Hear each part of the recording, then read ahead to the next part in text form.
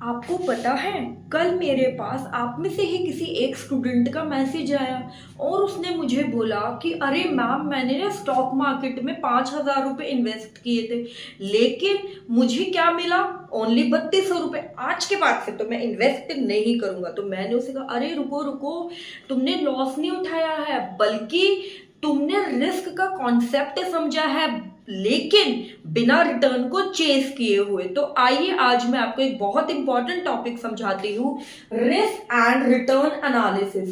किसी भी financial market का एक लॉ होता है और वो लॉ क्या कहता है कि risk and return always move together. अगर आज आप इस टॉपिक को अच्छे से समझ लेंगे तो आप कभी भी ब्लाइंड ट्रेडिंग या फिर कोई भी ऐसे काम नहीं करेंगे जिससे कि आपको लॉस हो।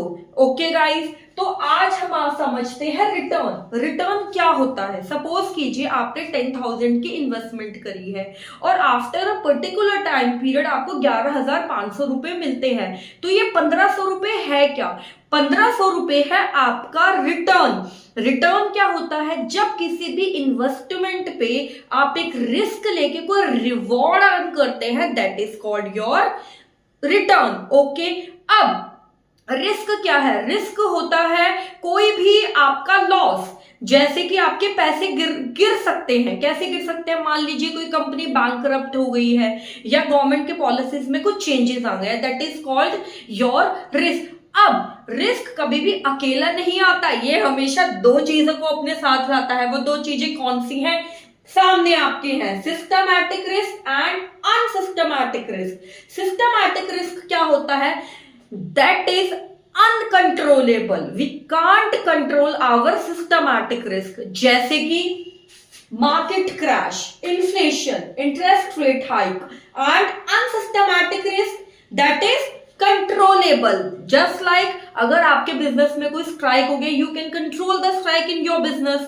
ओके, गवर्नमेंट की पॉलिसीज में चेंज आ गए हैं, ये क्या है बताइए मुझे? गवर्नमेंट की पॉलिसी में सिस्टमैटिक और अनसिस्टमैटिक कमेंट में। और मिसमैनेजमेंट, अगर आपकी कंपनी प्रॉपर तरीके से मैनेजमेंट नहीं कर रही है तो that is also controllable and it is categorised into a unsystematic risk. समझ आ गया आपको?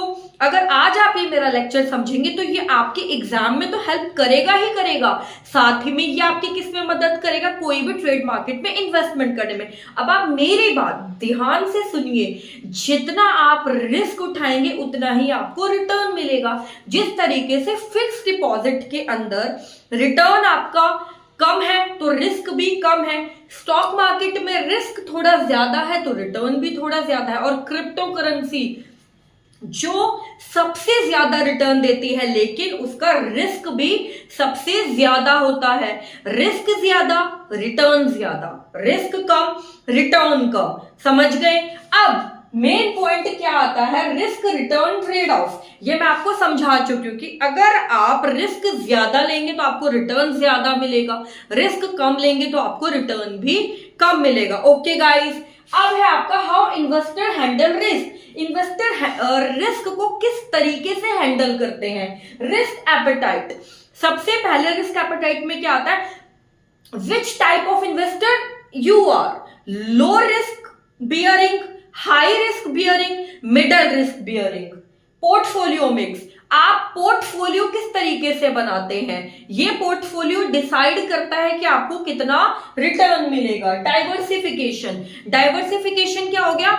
एक प्रोजेक्ट आपका है हाईली रिस्क, एक प्रोजेक्ट है आपका as compare to previous project lower risk, तो आप क्या कर लेंगे? डाइवर्स कर लेंगे अपने रिटर्न को। अगर आपको हाईली रिस्क वाले प्रोजेक्ट में रिटर्न कम मिलता है तो लोअर रिस्क वाले प्रोजेक्ट से आप थोड़ा बहुत रिटर्न कमा सकते हैं। ओके, फिर आगे टाइम हॉरिजन। अगर आप छोटे लेवल के इसमें क्या आ जाता है आपका लेवल, लॉन्ग टर्म या फिर शॉर्ट टर्म। ठीक है गाइस, अगर आपको मेरा लेक्चर पसंद आ रहा है, मेरा टीचिंग स्टाइल पसंद आ रहा है तो प्लीज मुझे कमेंट बॉक्स में कमेंट करके बताइए। मैं आगे चलकर आपके लिए एक पूरा फुल फ्लेज लेक्चर लेकर आऊंगी, पूरा विद एमसीक्यू, जिसमें हर एक टॉपिक आपको बिल्कुल इंपॉर्टेंट तरीके से लूप होल को पूरा एग्जामिन करके समझाया जाएगा। आपको और कहीं से पढ़ने की कोई रिक्वायरमेंट नहीं होगी। मैं आपको पीडीएफ भी प्रोवाइड करूंगी। Okay guys, bye bye guys, see you in the next video, bye bye.